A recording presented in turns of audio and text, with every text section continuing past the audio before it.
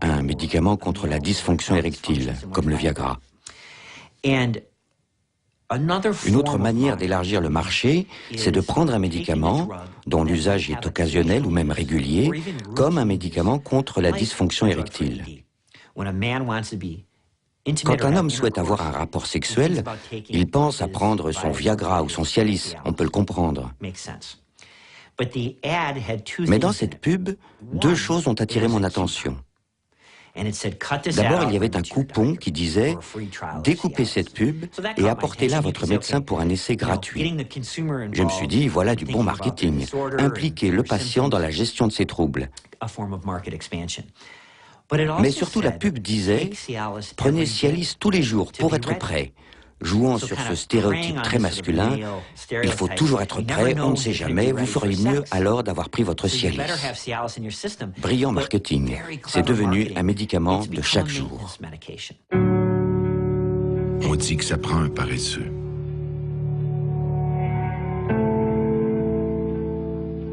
Qui baisse facilement les bras. Un faible. Quelqu'un qui manque d'ambition. Un irresponsable. Un perdant. Ou quelqu'un qui manque de courage pour faire une dépression. La dépression est une maladie. Personne n'est à l'abri.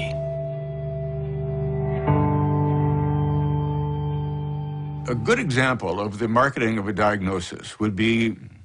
bon exemple de marketing d'une maladie, c'est celui de la dépression. Dans les années 60-70, l'anxiété était un diagnostic très répandu. La famille de médicaments pour traiter ces troubles étaient les benzodiazépines, comme le Librium et le Valium, et tous ces médicaments qu'on appelle les anxiolytiques.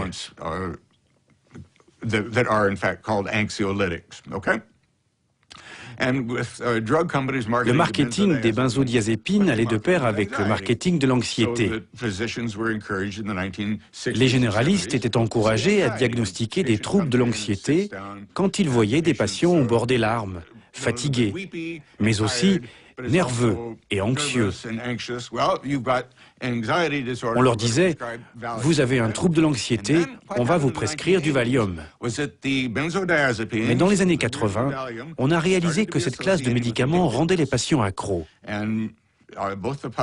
Médecins et malades sont partis en courant. Oh mon Dieu, on ne va pas donner des médicaments qui rendent les gens dépendants. Et la voie était alors libre pour que la dépression entre en piste. You know when you feel the weight of sadness. You may feel exhausted, hopeless, and anxious.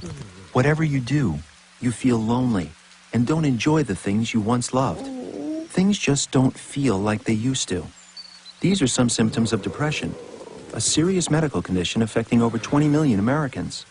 This led industry to persuade people that Ça a permis à l'industrie pharmaceutique de convaincre les patients qu'en fait, ils n'étaient pas anxieux. Que derrière ce qu'ils pensaient être leur anxiété, il y avait une maladie. Ils étaient déprimés. Et d'expliquer que cette maladie était causée par un déséquilibre de la sérotonine, mais que les médicaments étaient comme des vitamines, et qu'ils allaient remonter le niveau de sérotonine. Depression may be related to an imbalance of natural chemicals between nerve cells in the brain. You just shouldn't have to feel this way anymore. Only your doctor can diagnose depression. Everybody can recognize symptoms. Tout le monde peut en reconnaître les symptômes. La dépression est diagnostiquée quand on a au moins 5 symptômes sur une liste de 9 pendant une période d'au moins 2 semaines. Ces symptômes sont par exemple la tristesse, la perte de plaisir, la perte d'appétit, de concentration dans les tâches habituelles, et bien sûr, des pensées morbides, des ralentissements des mouvements, et ainsi de suite. Comme vous pouvez le constater, bien des gens peuvent avoir ces symptômes de tristesse, de perte d'appétit, de fatigue, etc., pendant plus de 2 semaines, après toutes sortes de stress. Le problème, c'est que ces critères ne sont pas uniquement utilisés par des spécialistes qui sauraient faire la différence entre une réaction normale à une perte d'emploi, de proches, une trahison, etc., et une véritable maladie mentale. En tout cas, certains sauraient. Mais le problème, c'est que ces critères sont devenus tellement déifiés dans la culture médicale qu'ils sont devenus la définition même d'un désordre mental. Depression is emotional, sadness, loss of interest, and it's physical too. Aches, pains, fatigue.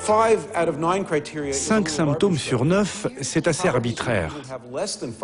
Peut-être que des gens qui ont moins de 5 symptômes peuvent avoir tout de même une dépression. Dans les questionnaires chez les médecins, il est d'ailleurs dit que si vous avez moins de 5 symptômes, vous pouvez tout de même être considéré comme ayant une dépression mineure.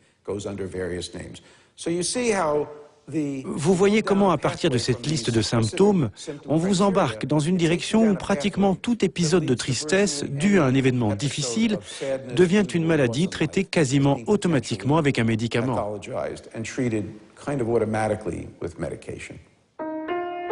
Il existe une maladie qui touche aujourd'hui plus de 3 millions de personnes en France.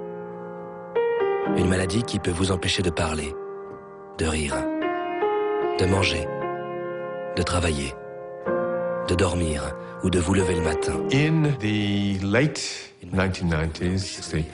À la fin des années 90, la famille d'antidépresseurs appelée inhibiteurs sélectifs de recapture de la sérotonine est arrivée en bout de brevet. L'industrie pharmaceutique avait donc un problème.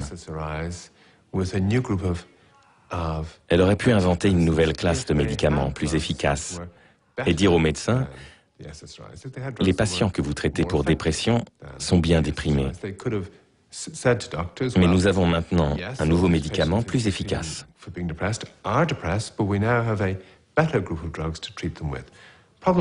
Le problème, c'est que l'industrie pharmaceutique n'avait pas de médicaments plus efficaces. La stratégie a donc été de reproduire ce qu'elle avait fait 20 ans auparavant, quand elle avait transformé les patients anxieux en patients déprimés.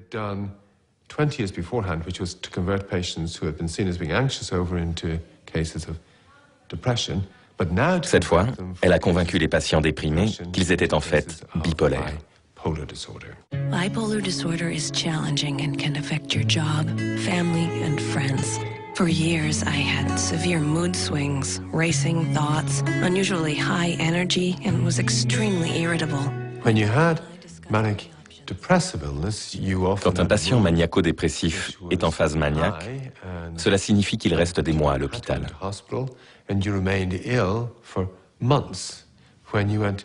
De même, quand il est en phase dépressive, c'est un trouble très sévère qui peut conduire au suicide. Et les gens sont hospitalisés pendant des mois.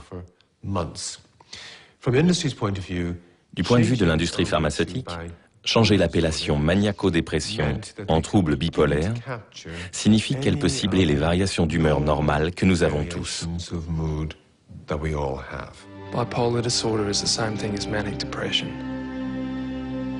Knowing the name helps you understand what's happening to you, but it doesn't make it any easier to deal with. You're so high, so low. Bipolar 1 disorder, as it was termed, le trouble bipolaire 1, comme on l'appelle maintenant, correspond à la maniaco-dépression classique. Mais l'industrie a réussi à mettre en avant des recherches qui suggèrent qu'il existe aussi un trouble bipolaire 2, bipolaire 3, bipolaire 4 et un spectre bipolaire.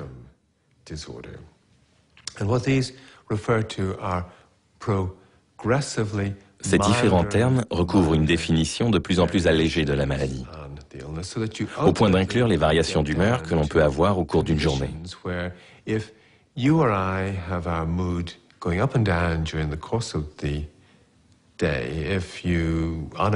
Il peut arriver que le lundi matin, comme beaucoup d'entre nous, vous vous sentiez d'humeur maussade. Cela va s'arranger au fil de la journée.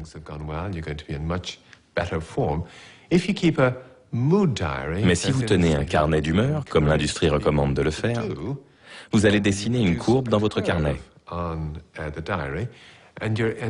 Et vous êtes conduit à penser, tout comme votre docteur, qu'une courbe comme cela, même au cours d'une même journée, est la première indication d'un trouble bipolaire.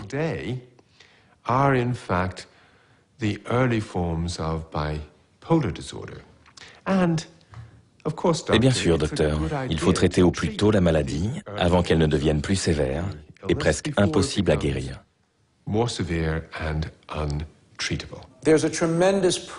Il y a une énorme pression aujourd'hui compte tenu de la définition de ces maladies et de la facilité à distribuer des médicaments pour les traiter.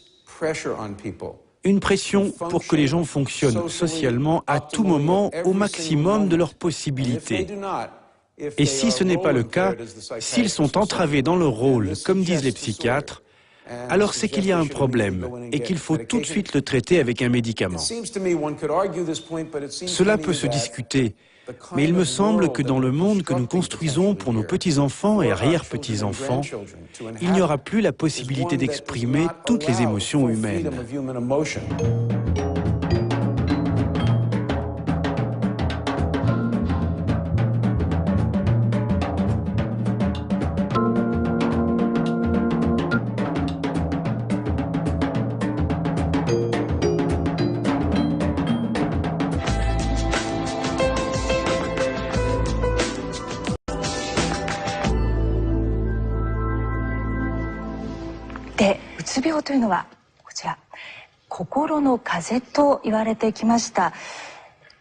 誰もがかかる可能性があるけれども治る病気であるという意味です。で、その背景には優れた薬、抗うつ薬の開発があります。うつ病になったらまず抗うつ薬を処方すると。実際に最新のアメリカの研究でも 65% の人にこの抗うつ薬は効果があるということが実証されています。In Japan gab es ein sogenanntes Mega-Marketing-Projekt. Mega-Marketing ist der Versuch, nicht nur die Meinung einzelner Menschen hinsichtlich eines Produkts zu beeinflussen, sondern das gesamte Umfeld zu verändern, in das ein bestimmtes Produkt platziert werden soll. いつからですか？うつかもしれないっていつから悩んでるんですか？いつから我慢してるんですか？うつは1ヶ月。1ヶ月辛かったらお医者さんへ。それ以上我慢しないでください。Die Psychiater in Japan meinten, dass Depression in ihrem Land nur selten vorkomme. Sie stellten diese Diagnose nicht häufig.